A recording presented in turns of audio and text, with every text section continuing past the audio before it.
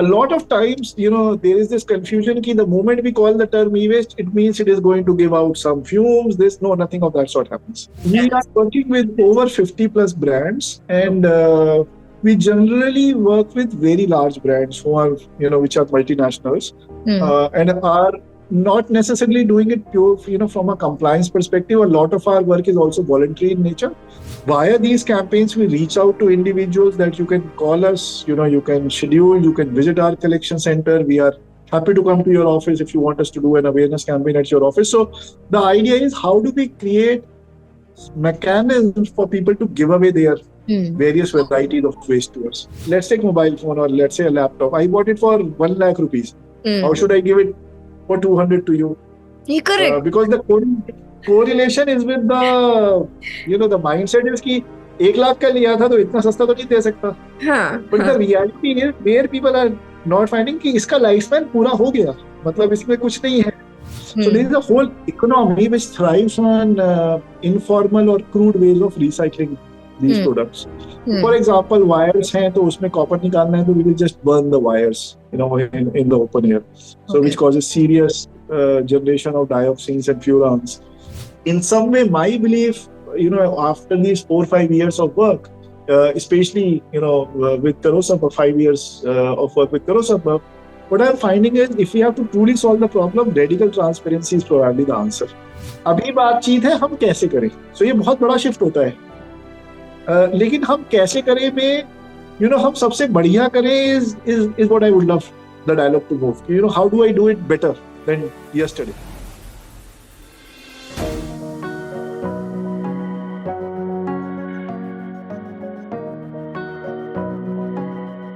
Hello everyone, welcome to Reverse Talk. My name is Ravya Sarda, I am your host, and this podcast is brought to you by Reverse, a logistics company building reusability infrastructure for India.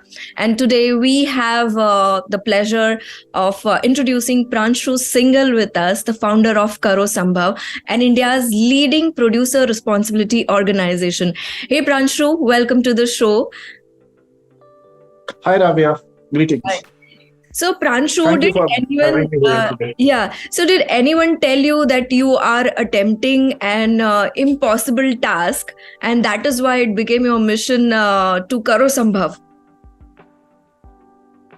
So prior to Karosambhav, I was heading education and sustainability at Microsoft.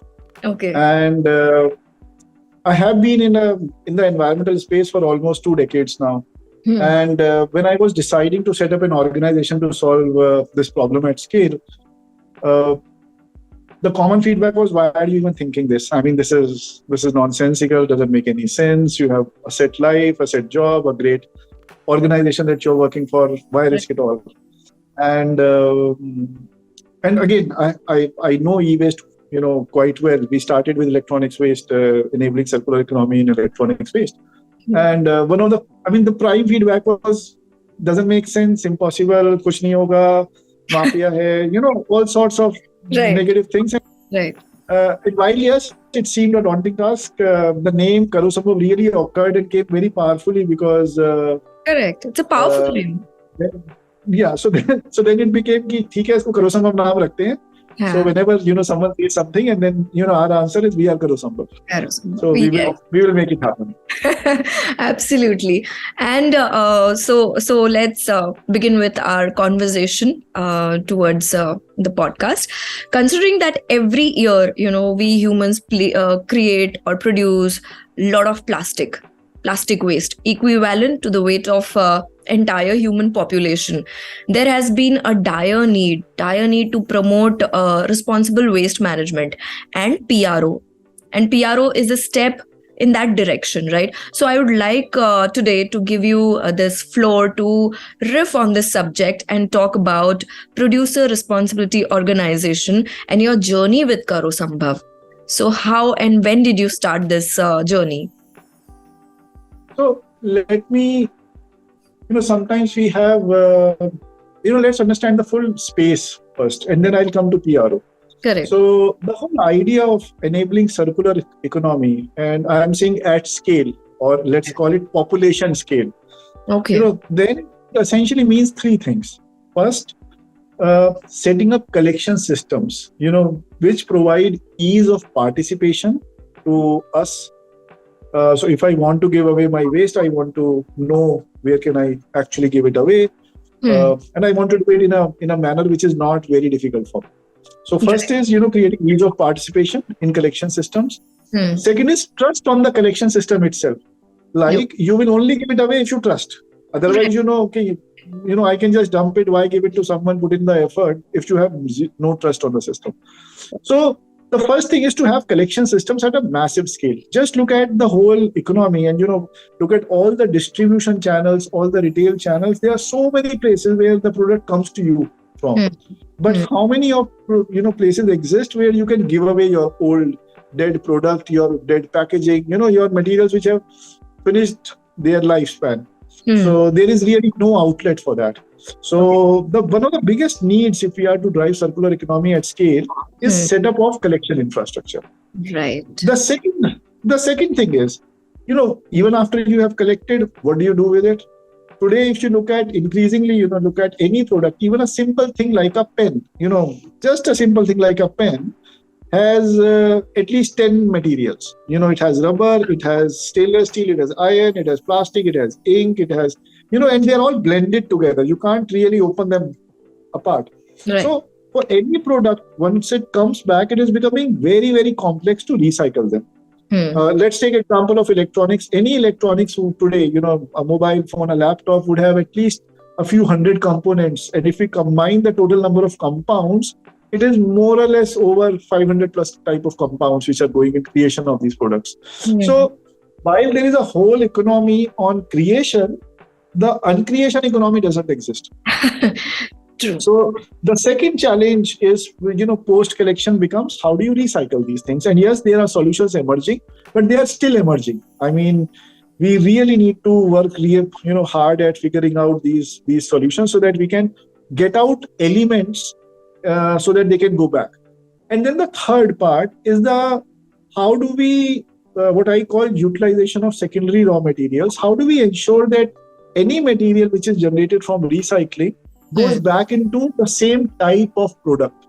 Okay. I'm not saying downcycling. So for example, one can extract plastics from monitors, printers, and make park benches out of it, or make roads out of it. Now that's a low level application for a highly engineered plastic. Can I make the same type of product with this material? Now this will require a lot of re-engineering, at the manufacturer side, at the OEM side. So how does it happen? How do we bring recyclates to a level that they can truly substitute virgin material and content? So these are three big, buckets, if I were to call them, where work needs to happen.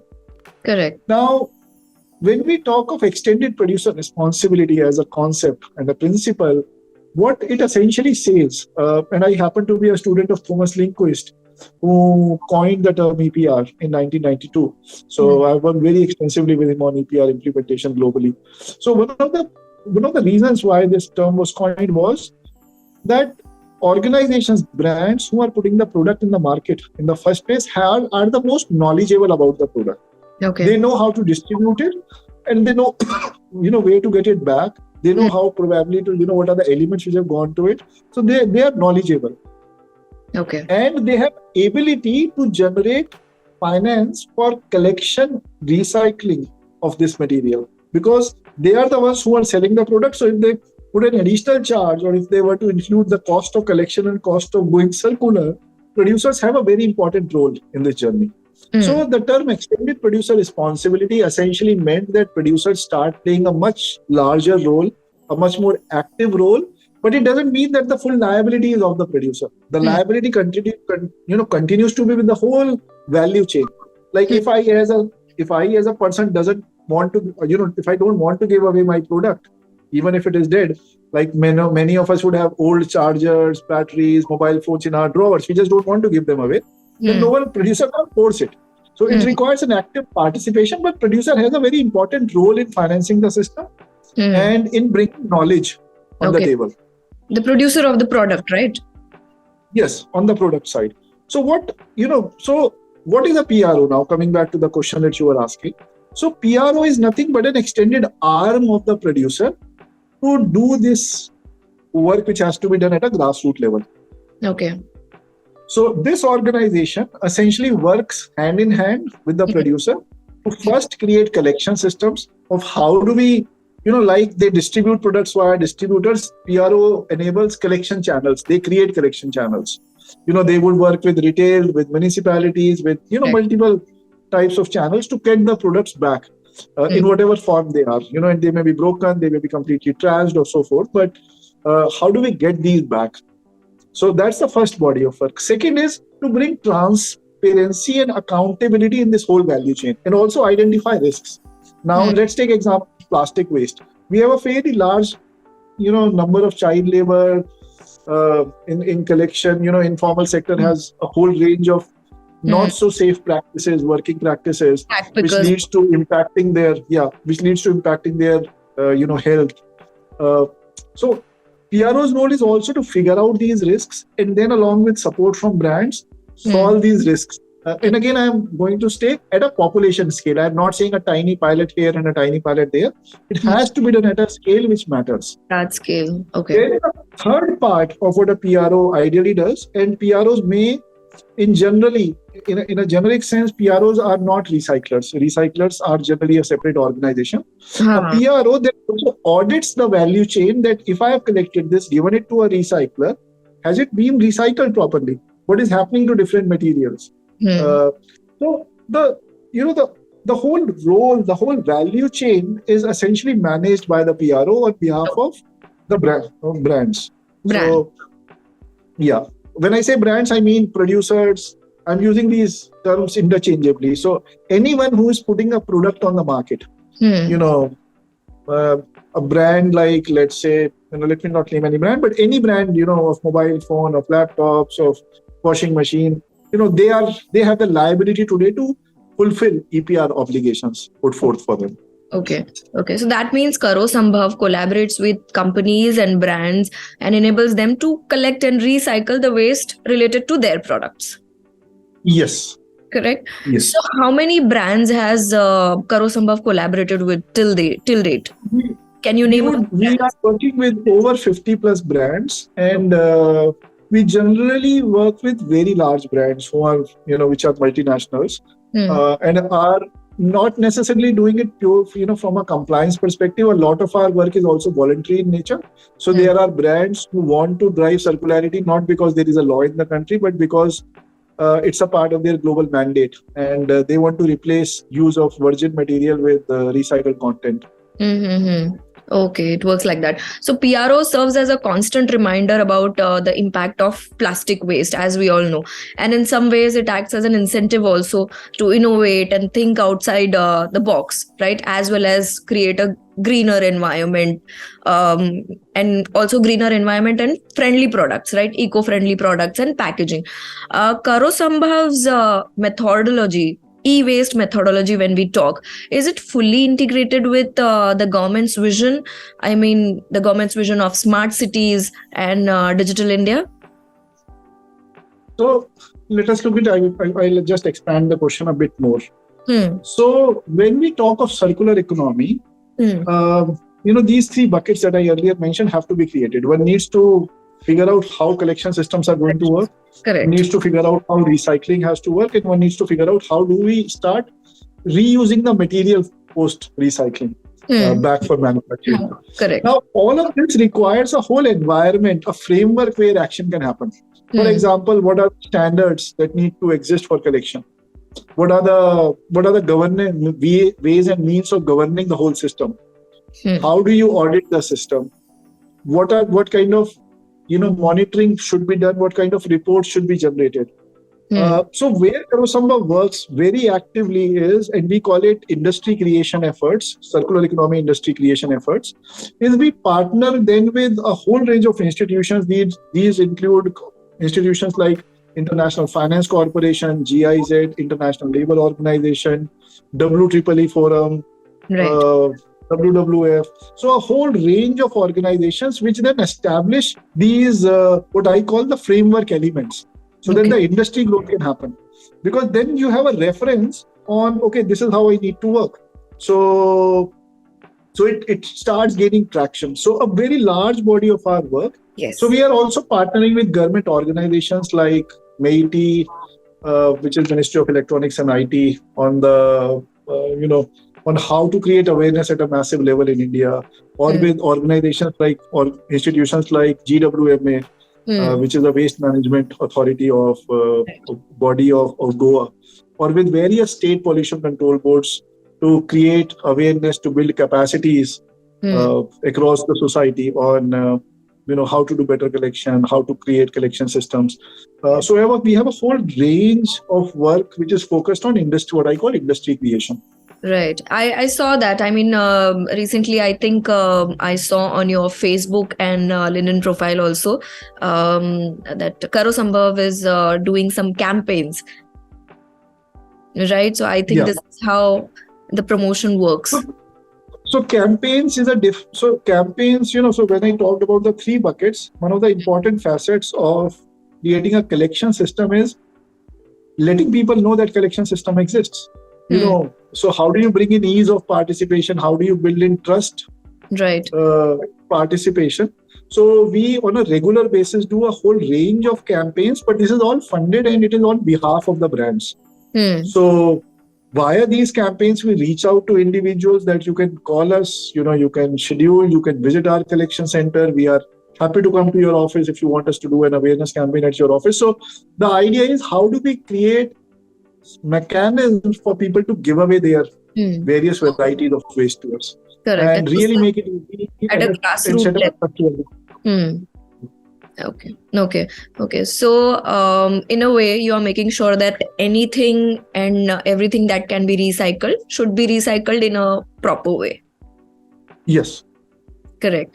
Okay. So if I may ask you, like, how often do you change your mobile phone or upgrade the latest laptop? Because we generally do it because we find it cooler than the older version. We buy few things like, electronic gadgets because we find it cooler. Naya version aaya hai, to le lena chahiye. But what happens to the old devices when you don't want to use, or you finish with them? Okay. You're done with them. So again, what you are saying is at a trend level is very true, that the lifespans are going down. People want to change faster. Mobile phones which were used for at least a few years are now being only for a couple of years, and that couple of years has gone down to 1 year, and many people are also changing it in 6 months because the latest model is out. And so I think the market has also adopted to this. So one of the things which has happened is that there is a very large market for refurbished products which has come up, and there are a whole range of startups who are collecting these products which have life left, and they are extending it by putting it back in the hands of another consumer. So there is ownership change which happens for most of the devices, and which is a very good trend. And it is also enabled because India has a good culture of repair. So we don't just dump our waste, we get our products repaired and then we sell it back to someone who will sell it to someone. So the good news that we have, at least, in the Indian context, is the cost of repairs are not necessarily very high. So the ability for people to get their product repaired and give it an extended life exists. However, where the challenge comes is, at times people change their products but store the old devices in their drawers. This happens generally. Especially in small electronics, this is a very common trend, and this is not a problem of our country. This is a global issue. There are so many massive campaigns that open your drawers and start emptying all these chargers and USB cables and this headphone and that. Just so much of it is just stuck. This generally happens for small equipment. It doesn't happen for large products like refrigerators, because you don't have that kind of spaces in your home. So you give it away and sell it. And where our sort of organizations come and intervene is when even the lifespan has completely finished. So once, let's say a phone has lived its first life with the owner, then it has gone to a second owner, maybe a third owner. After, it will die someday. I mean, it is not that it will have an infinite lifespan. Yes. Sometimes we confuse refurbishment is just means it will continue forever. No, it still means it has been extended by a few years, but it will still end. So where we come into being is when this end has come. Right. Which means a phone, a laptop, a desktop, a printer, it is completely done. Now you can't repair it. So that's where, we would come, pick it up, and then the value of the product is not, if it is of X brand or Y brand, the value of the product is just the materials which are present. How much steel, iron, tin, copper, plastics, what is the value of those metals? So then a laptop value is essentially just, maybe 200 rupees, 250 rupees at best. Yes. It is not more than that. Because here we are counting materials. We are not talking whether it is i5 or i7 or, which generation and which brand. It then goes down to what is the material content which can be recovered from this. Okay. But many a times, Pranshu, aisa bhi to hota hai na? I mean, this happens generally at household level that we have, a television, which was, just for example, I'm saying that like 2 years back, we bought a television and now we wanted a new television just because, because of the screen, the LED screen जो एकदम ही बहुत corners जिसके दिखते ही नहीं है, right? So we wanted that version. Now when we called up these people who are like collecting, जो होते हैं ना, these जो उसको repair करते हैं, right? The television, and we asked for the prices.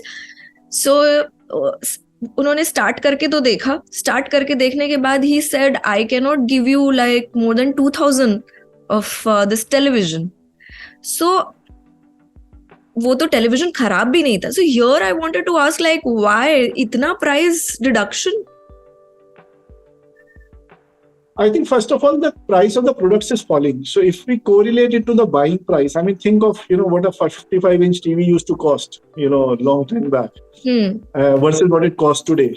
So the prices are coming down, and there is really no market. Because just on this example what you shared, I mean the cost, there is really, the market is also shrinking. Why would someone buy an old TV when a new one is absolutely available for, let's say, 10,000, a good size TV? Correct. So I think it's just market and economics in play. If I were to give you the recycling value of it, if it was completely dead, it would only be a few hundred rupees, because there it doesn't matter which brand. We are only looking at the plastic content and the glass and the, whatever is present in it.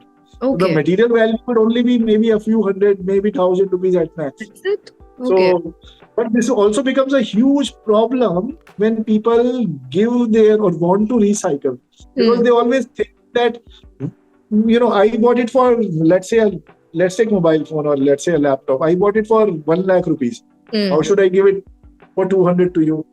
Correct. Because the correlation is with the, the mindset is कि 1 लाख का लिया था तो इतना सस्ता तो नहीं दे सकता. But the reality is where people are not finding कि इसका lifespan पूरा हो गया. मतलब इसमें कुछ नहीं है. Think of it like a human too. जब तक आदमी है तब तक उसकी value है. But once it is gone. Then everything is the same. So, but if and this is a huge challenge in collection systems. Because people always think 1 lakh का लिया था, 2 लाख का लिया था, 50,000 रुपए का लिया था. कम से कम कितना मिलेगा? 5,000 तो मिल जाना चाहिए. मतलब 5,000 तो मिल जाएगा, but उसमें है. वहाँ से शुरू होता है. हाँ. Yeah. So this becomes a huge nightmare then for collection systems. Correct. Okay. But if these products, जो ये e-waste होता है, अगर इसको properly, if we don't dispose it, then there must be a hidden danger also, right? If not disposed of, this will increase e-waste. Yeah. So there are two ways of looking at this. सबसे पहला, जब कोई product है तो वो product है. अगर उसमें कोई toxicity है तो वो embedded है. Think of it, you are today calling it a mobile phone and tomorrow you are saying, okay, this is old mobile phone. Suddenly, उसके material composition में कुछ नहीं बदला. It doesn't suddenly become toxic. Right. Even if there is some level of toxicity, it is inside it somewhere embedded. A lot of times, there is this confusion that the moment we call the term e-waste, it means it is going to give out some fumes. Nothing of that sort happens.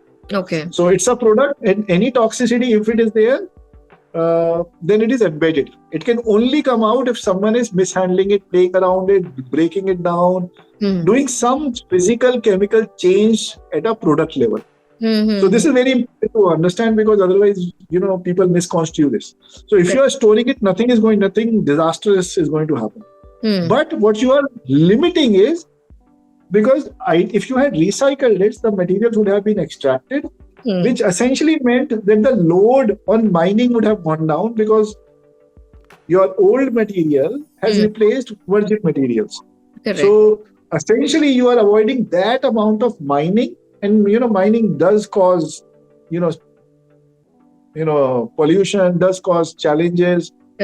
So the idea is, the more you recycle, the better off you are, because you are avoiding mining of those new materials. True, I agree.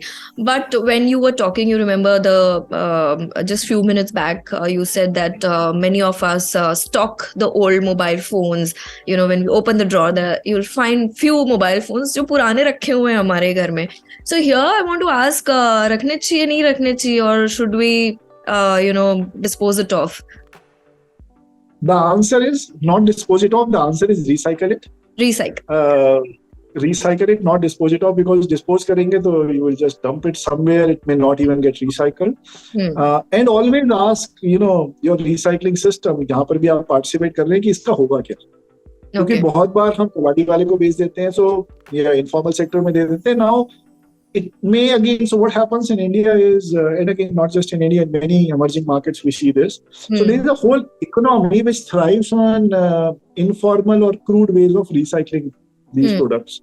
For example, wires हैं, तो उसमें copper निकालना है, तो we will just burn the wires, in the open air. So which causes serious generation of dioxins and furans, and leading to air pollution. Or people would use cyanide-based acid baths for extracting certain materials from printed circuit boards. So there are challenges in the informal way. So it is important that, if people are participating, they ensure that the products are responsibly recycled, and you get your answers. I think, again, इसमें थोड़ा attitude should not be कि हमने कर लिया, लेकिन करने के बाद पूछा भी कि भाई तुमने क्या किया, हमने तो तुमको दे दिया. Right. So that's a very important point. And hoarding doesn't, you can keep on hoarding, but what does it do? It essentially puts load on the environment, because fresh mining will continue to happen. Okay. Great. I mean, I didn't knew it, because generally this happens that we tend to hold on to the phones. And during COVID times, it became essential, right? Okay, because kids also wanted the phones, online classes and everything. So we were just passing it on. Great. So I'm sure Karo Sambhav must have faced many challenges in the initial days. But what about the stakeholders like producers and recyclers? And was it difficult to convince them? Were they fully convinced of the role of producer responsibility organization? You had to create a win-win situation here, right? And how did you do it? So the problem continues, first of all. It has not gone, it has only expanded multifolds. Okay. And these are challenges which were expected. This is not something new which is being faced in India. So the biggest challenge which exists today is understanding on what does it cost for us to collect and recycle. And this is the core of every single problem that exists today. When we talk of success, if we are to truly drive, create a system which enables circular economy, then the biggest challenge is who's going to finance it and how much is it? Yes. How much finance is coming in the system? Now, and that's where the problem lies. Today, at a country level, what we are seeing is, I call it race to the bottom. कि सबसे सस्ते में कौन comply कर सकता है? Instead of looking at how great system have I created, my system works extremely well. I have provided consumers the real convenience. Instead of that race that we should be on, we are on a race कि सबसे सस्ते कैसे. Now सबसे सस्ता मतलब कुछ भी नहीं होगा. So if anyone has to create a collection channel and has to reach out to individuals, it will cost. Think of किसी को refrigerator उतारना है, multi floors से या move करना है. Just the sheer logistics of doing this is enormous cost. And today the biggest challenge is, because these costs are undefined and they are not regulated in any way, they are not, कोई guideline भी नहीं है, इस पे बातचीत भी नहीं है. We are facing at not just Indian level, in many countries, a continuous decline की ये काम, जो काम पहले 50 रुपए में होता था वो 10 में होता है, फिर उसके बाद 2 रुपए में होता है, which means essentially, there is no money left in the system. Correct. So today, some of the costs which are being spent for, let's say, a kilogram of mobile phones is could be as low as 15 rupees. Now, what could happen? 1 kilogram, not a single phone. I'm saying a kilogram. Or let's say, for refrigerators, for washing machines, anything between 9 rupees to 12 rupees a kilogram, 13 rupees a kilogram. So the big challenge is, how do you finance this system, and how do you bring transparency to financing these systems? So if there is one challenge that I would say, which is the biggest one today, to bring in the massive change, that's the financing part. And here we need ultra transparency, and I would call it radical transparency, actually. And maybe we as individuals, we as citizens ought to know how much money is being spent in this space, and what are the efforts which are being put today. So in some way, my belief, after these 4 or 5 years of work, especially, with Karosabha, 5 years of work with Karosabha, what I'm finding is, if we have to truly solve the problem, radical transparency is probably the answer. Because it is not possible to do enforcement at such a large level, to do audits at such a large level. But if data is just put on a public, in a public space, then there are enough people who will do research, people who would like to do a master's thesis, people who would like to do a PhD, and patterns would start emerging. And at some place, enforcement also plays a very critical role. Today, that enforcement is not yet kicking again. Government is giving time, space for industry to adopt. So that has become a bottleneck to the whole system. Yeah. So, but if there is one thing that I would love to solve, would love to see a change in, that is, how do we finance these systems, and is there full transparency in who is financing what? Correct. But are there people who are, investing in this sector? पैसा आ रहा है?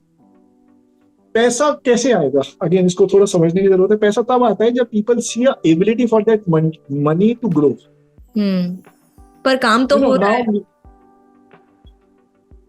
कुछ काम हो रहा है. हाँ, मैं मना नहीं कर रहा. So let me say कि जब 2017 में रूल्स पहली बार टारगेट्स के साथ आए, तो तब बात थी हम क्यों करें. अभी बातचीत है हम कैसे करें. सो ये बहुत बड़ा शिफ्ट होता है. लेकिन हम कैसे करें में हम सबसे बढ़िया करें is what I would love the dialogue to move. How do I do it better than yesterday? That dialogue is not there. Today it is हम कैसे करें सबसे सस्ते. सभी लोग बात कर रहे हैं about this sector and waste management, circular economy. क्या काम हो रहा है? बहुत बड़ी बातें हो रही है, but काम क्या हो रहा है? So let's understand. I think इसमें थोड़ा सा हमें how do things really move. So सबसे पहले तो बातचीत होनी जरूरी है. The good news is कि अब बहुत सारी बातचीत. Now what happens when, and आज से 5 साल पहले अगर बात आप देखो तो ये बातचीत ही नहीं थी ना. कितने इवेंट्स होते थे. आज की आज today you are doing a podcast on this subject. No one used to even think of these things. This was the last thing that would ever appear. कोई कर भी रहा होगा तो उसको आप कहोगे, यार, are you nuts? And why are we in this direction? So, but the good news is today it's the talk of the town. Today it's the most fancy thing to do. So, and that's a fantastic space to be in, because बातचीत के बाद comes real action. Let's not, sometimes we underestimate the importance of बातचीत. Conversations lead to change, and because now conversations are happening, change will come. Is the change that we are seeing today, let's say, at the right maturity level? The answer is no. I am also disappointed. So, and the challenge here is we don't have too much time. I mean, we are in this decade of change. If you look at the climate change indicators, if you look at the biodiversity indices, the decline is just so fast that we have very little time to react. Maybe 7-8 years, maybe a decade before the turning point is, we hit the turning point, and we have done irreplaceable damage, and life as we know it has changed drastically. we are kind of moving almost, if you look at all the reports, they are pointing in that direction that we are really heading towards such a point. So I think in some way, I think while there is a lot of talk, action is still continuing in the traditional way. कि वो एक decade बाद action आएगा. The challenge that we have is that we don't have the luxury of time. So this is more of a fast forward movie, at a 8x speed. That okay, it happens slowly, but we just don't have that time. So people like me, we all need to work hard at it to make sure that we can really fast forward this story. Yes. But are you catching up with the speed? See, this is an ecosystem that requires speed. At an organizational level, when I use the term industry creation, there are a lot of levers which are required for change to happen. And simple things like कैसे काम होना है, क्या processes हैं, कैसे monitor करना है, इसका standard क्या है, कैसे reporting होना है, ये बहुत baseline चीजें हैं. Before anything can grow. So our focus is to bring in those levers, to work on those levers of change, because at the end of the day, we are one small tiny organization in this whole world. But if we can work on those levers, we can act as catalysts. So our work is working on those systems which allow that population level impact to come. Correct. Okay. Because if we follow the path of doing it all alone, sorry, we are nothing. I mean, it doesn't matter we exist or not. So, Pranshu, we were talking about the phones and e-waste, right? Here, I would like to know the infusion of more smartphones, computers, electronics into consumer market has made India the fourth largest producer of electronic waste, or as third. Okay, last जब मुझे पता था तो it was fourth, अभी बताइए third हो गया.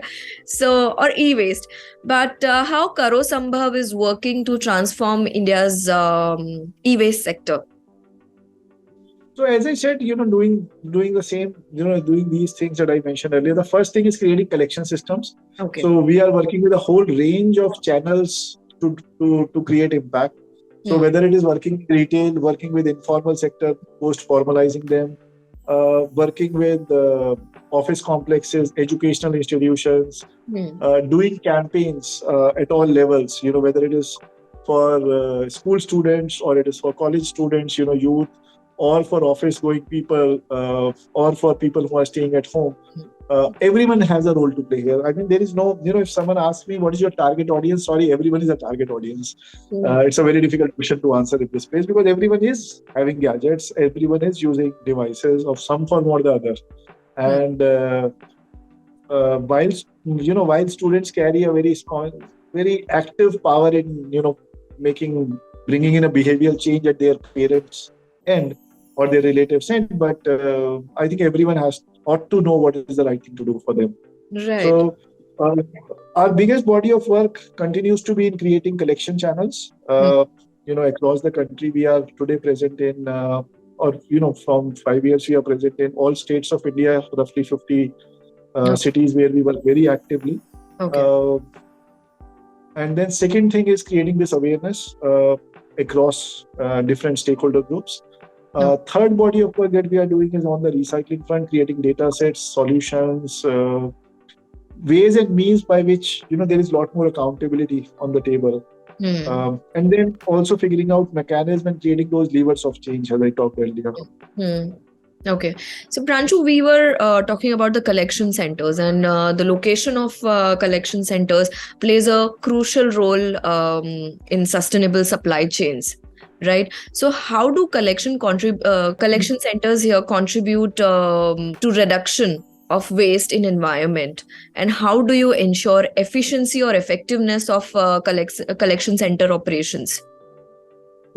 So collections, let's understand what is a collection center. Collection center is a physical space where, once you have done a campaign, you have collected waste, you are bringing it to that space. That is one.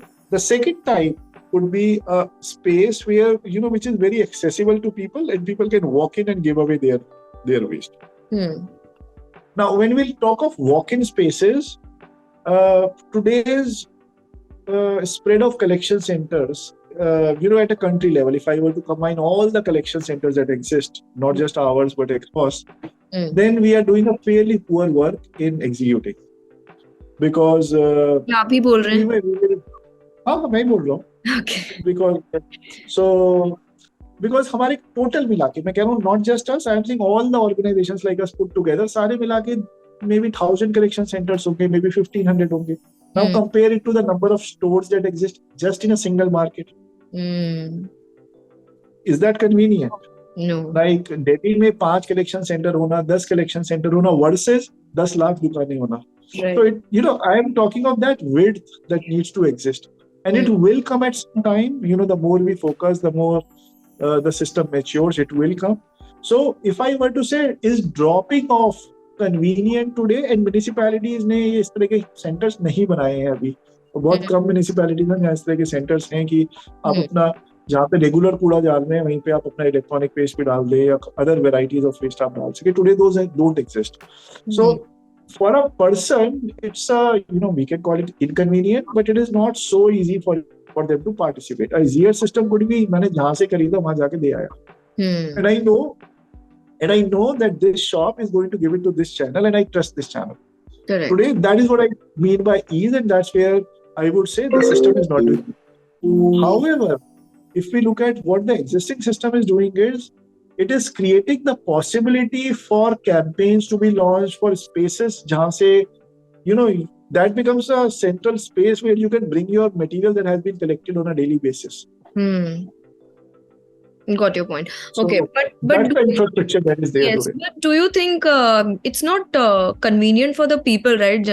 Generally, if you see, people would not go to the collection centers to dump their e-waste. This won't happen. People want the convenience.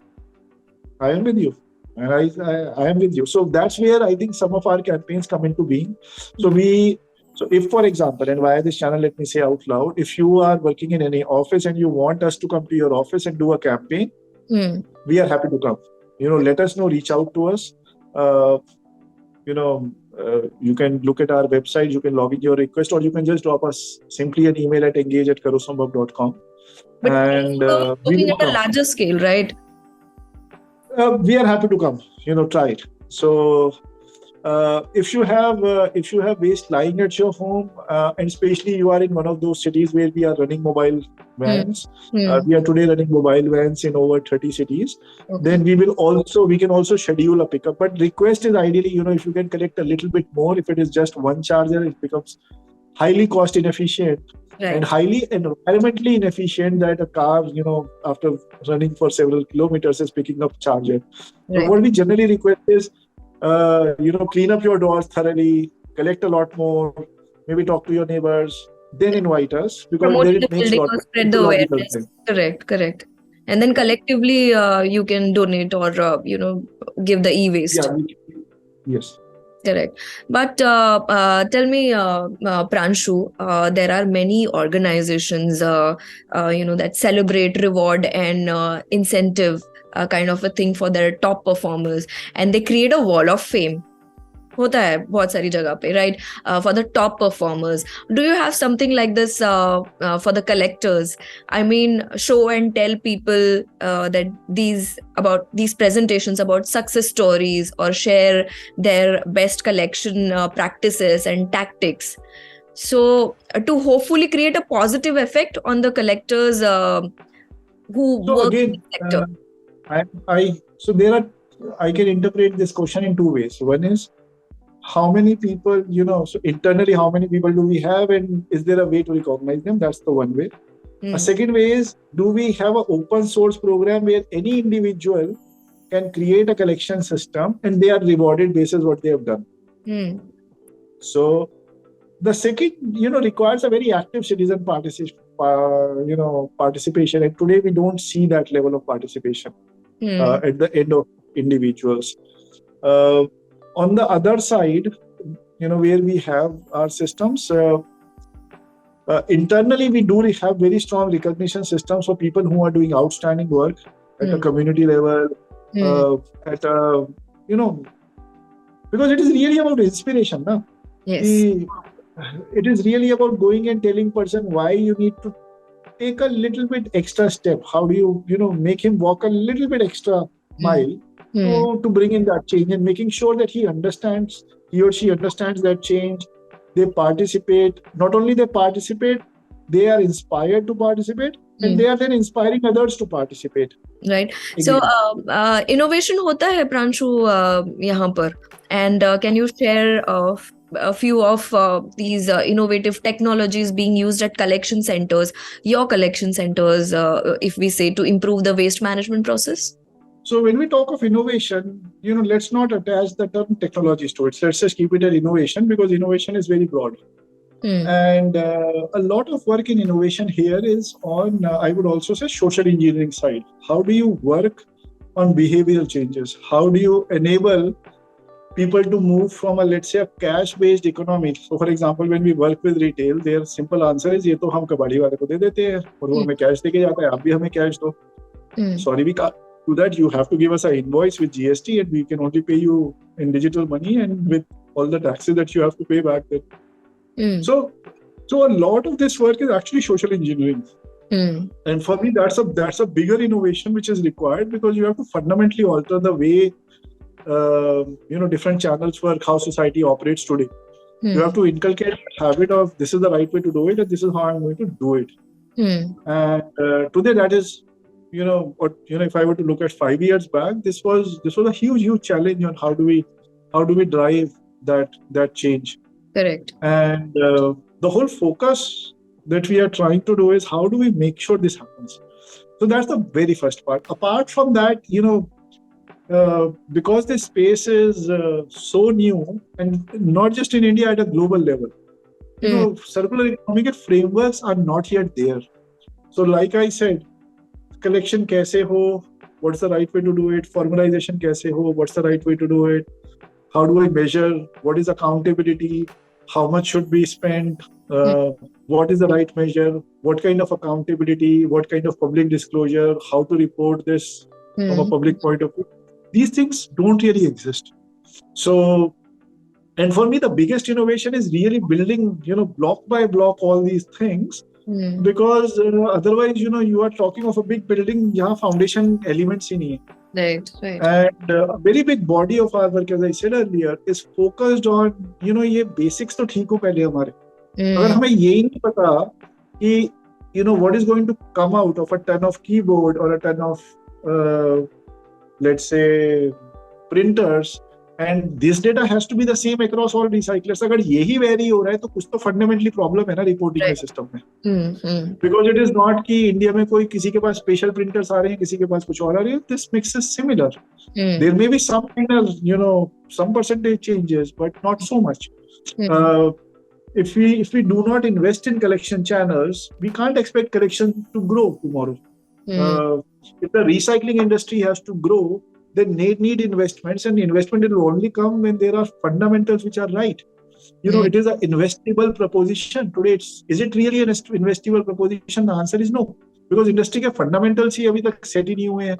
Clear नहीं है. So if we talk of innovation, sometimes we always think of innovation only at a technology end, which means is recycling, can we recycle this particular element? While that is super important, but वहाँ तक पहुँचने के लिए पहले तो बहुत सारे steps है ना वहाँ तक पहुँचने के लिए. So while that is also happening, a lot of innovation needs to happen across the lifespan. Right from, if I were to put myself in the shoes of a producer, how do I design a product better? How do I eliminate materials which cannot be recycled ever? How do I make sure I'm not using glues? Because glue एक बार use कर ली, so it's impossible to unstuck the materials. Then I can't segregate glass from metals to plastics. Then they're all stuck together. Correct. So those are innovations which happen in the design phase. Then you have innovations in how do I sell a product? Do I really need to sell? Can I have a leasing model? That you have it for like in Europe, mobile phones are always sold on a plan basis. You don't buy a mobile phone, you buy a plan from the operator, and the phone comes free with it. And they allow you can return this phone and get a new phone after 2 years. But then your collection has already happened with the operator. And then channelization. So there are innovations which can be done in business model.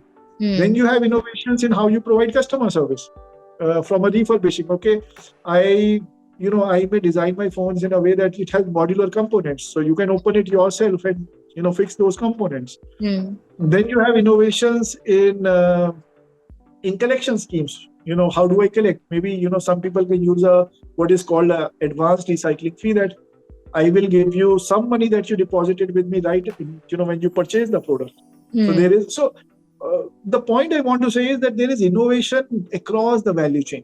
Right. And we need to find triggers that this continues to happen. And the whole role of, let's say, a good policy environment is to start triggering these changes across the life. Because ये किसी एक आदमी या एक organization से नहीं होगा. ये होगा जब hundreds of organizations are jointly working. One is building on top of what someone else has created, and that's how we will arrive at that place where real impact is coming. But for this real impact, Pranshu, are there people working in this sector? या लोगों की कमी है? Are people investing their time? Because जब नया शुरू होता है तो उसमें लोगों की कमी हमेशा होती है, but over time, जैसे if I were to look, 10 years back, how many people were working in this space? How many people were talking? Almost nil.